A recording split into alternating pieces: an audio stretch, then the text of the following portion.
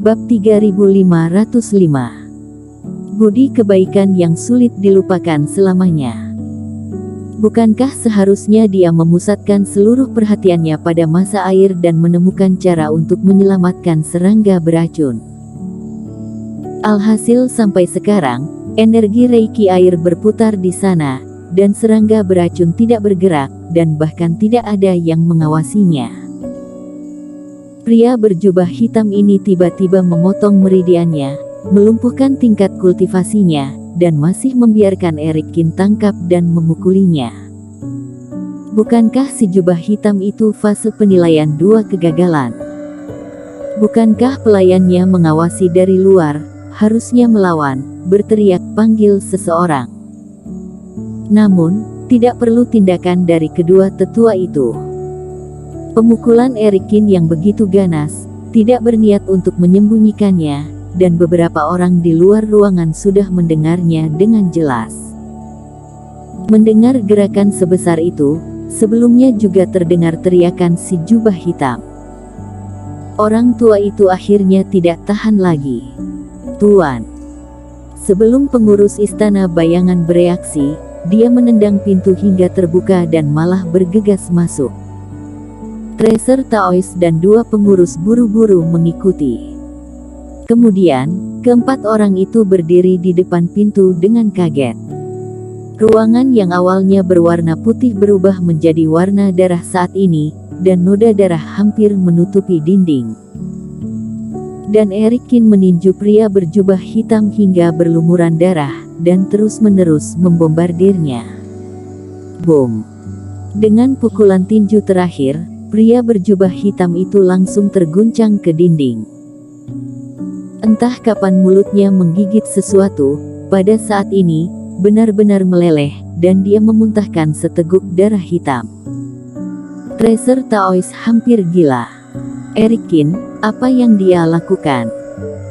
Bukankah kamu kemari untuk mencari cara mendapatkan energi reiki air? Kenapa memukuli si jubah hitam begitu kejam? Pihak lawan mana mungkin masih ingin menjualnya padamu? Bocah tengik, kamu cari mati." Saat lelaki tua itu melihat keadaan tragis pria berjubah hitam itu, matanya memerah. Sebelumnya mungkin salah paham pada Erikin, tapi kali ini dia pasti tidak salah paham.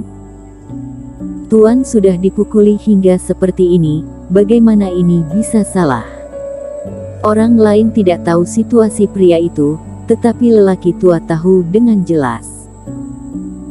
Meski pria berada pada tingkat kultivasi fase penilaian 2 kegagalan, namun karena penyakit aneh itu, kekuatannya berada di tingkat fase penilaian 1 kegagalan. Dari sudut pandang lelaki tua itu, Erikin pasti telah memukul tuannya karena penyakit Erpia itu, adapun tujuannya, dia masih belum mengetahuinya. Tapi tuan ini, sejak kapan mengalami penderitaan besar seperti ini? Dia pasti akan melampiaskan emosi ini demi tuannya. Seluruh tubuhnya gemetar karena marah, melompat, dan memukul Erikin lagi. "Fosco, berhenti!" Melihat lelaki tua itu hendak menyerang Erikin, pria berjubah hitam menyembur darah dan meraung marah. "Tuan, jangan khawatir, tidak peduli bagaimana dia mengancammu, setelah aku menangkapnya, pasti akan membiarkannya dia meludahkannya." Orang tua mendengus pelan, puluhan ribu berkas reiki itu mengepung Erikin. "Lancang, aku meminta kamu kembali, tetapi kamu masih tidak menurut. Tuan muda ini tidak melakukan kesalahan, sebaliknya dia adalah dermawanku, aku mengambil inisiatif untuk membiarkannya melakukannya." Pria berjubah hitam itu tidak bisa menahan diri untuk tidak meraung saat melihat lelaki tua itu tidak mematuhi perintah. Pada saat ini, seluruh tubuhnya terasa sangat nyaman, perasaan yang belum pernah dia rasakan selama 100 tahun. Ini menunjukkan bahwa tidak hanya 3 serangga beracun di tubuh yang hilang, tetapi juga racun pil dari sebelumnya benar-benar hancur oleh rumput ajaib yang Erikin minta dia telan. Sekarang lelaki tua itu salah paham dan menyerang penyelamatnya. Bagaimana bisa meminta pria itu untuk tetap sabar? Dia seorang dermawan. Orang tua itu hampir jatuh. Apakah kesadaran Tuan mengalami kekacauan? Orang ini memukulmu hingga seperti ini, malah sangat membantumu. Namun, pada saat-saat terakhir, lelaki tua itu menarik kembali Reiki yang menyerang Erikin. Meskipun dia tidak tahu apa yang sedang terjadi, karena pria itu berkata begitu, dia hanya bisa melakukannya. Tracer Taois dan pengurus istana bayangan juga tercengang.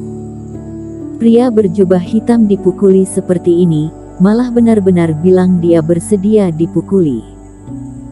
Dan kemudian, yang lebih mengejutkan keempatnya adalah merasakan rasa ringan dan nyaman yang langka di tubuh.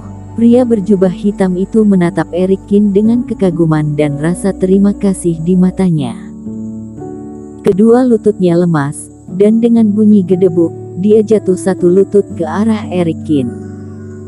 Terima kasih telah menyelamatkan hidupmu. Kebaikanmu tidak akan pernah terlupakan. Pria itu mengucapkan terima kasih kepada Erikin dari lubuk hatinya.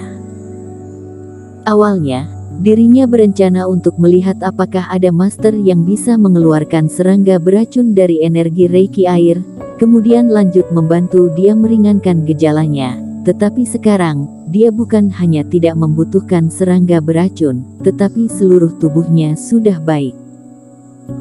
Bantuan semacam ini seperti Erikin, bantuan terhadapnya 10 kali lipat daripada mengeluarkan cacing beracun. Bagaimana mungkin pria itu tidak berterima kasih kepada Erikin? Lagi pula, jika bukan karena status istimewanya, harus tahu identitas sendiri mengeluarkan serangga beracun, walaupun berlutut dan berterima kasih kepada Erikin, ini sama sekali tidak akan ada masalah.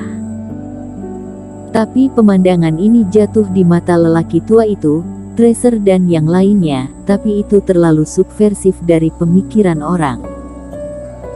Erikin memukul pria berjubah hitam dengan keras, tidak hanya kultivasi yang dipukul mundur, tetapi bahkan meridiannya juga meledak. Alhasil, alih-alih marah, pria itu berlutut dan berterima kasih padanya. Apa mungkin pria berjubah hitam adalah seorang masokis? Namun, orang tua itu merespon dengan cukup cepat. Dia juga tahu situasi pria berjubah hitam itu, dan segera menanyakannya lewat transmisi suara. Saat mengetahui hasilnya, dia juga sangat bersemangat. Merasakan penyesalan dan kegembiraan, lelaki tua itu pun berlutut dan meminta maaf kepada Erikin. Datang kemari dulu, biarkan aku lihat bagaimana kesehatanku. Setelah menerima satu sujudan dari pria itu, Erikin menelan satu pil dewa, menghela napas, lalu meletakkan tangannya di pergelangan tangan pria yang datang kemari.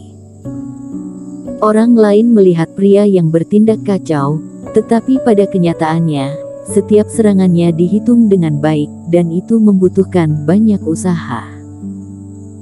Jika bukan karena tubuh Taois yang telah mencapai tingkat 2 kegagalan, takutnya dia tidak akan bisa menghilangkan semua masalah di tubuh pria berjubah hitam itu. Tidak buruk, racun pil sudah dihilangkan hampir 90%. Aku akan meresepkan obat untukmu di masa depan, kamu seharusnya pulih sepenuhnya dalam beberapa hari, Erikin berkata. Kasim, 3 serangga beracun dibawa pergi olehmu, jadi harus bagaimana? Pria berjubah hitam masih memiliki hati nurani, tidak hanya menjaga kebahagiaannya sendiri, dia juga bertanya dengan sedikit khawatir. Jangan melihat dirinya jatuh berdarah sebelumnya, tapi itu terlihat menyedihkan. Tapi sesuai dengan instruksi Erikin, bunuh ketiga serangga beracun. Kemudian Erikin menggunakan cara khusus untuk mengeluarkan ketiga serangga beracun itu dan memindahkannya ke tubuhnya. Awalnya, serangga beracun ini tidak terlalu kuat, jika dimusnahkan dari awal, pria juga bisa melakukannya. Tetapi ketiga serangga beracun ini telah berada di tubuhnya selama ratusan tahun dan telah sepenuhnya beradaptasi dengan reikinya. Jika tidak ada makanan yang menggoda, mereka tidak akan pergi sama sekali. Dan dia menurunkan tingkat kultivasi dan memutuskan meridian. Tujuannya adalah untuk menipu mereka. Kamu tidak perlu khawatir hal ini, aku punya caraku sendiri. Erikin menggelengkan kepalanya.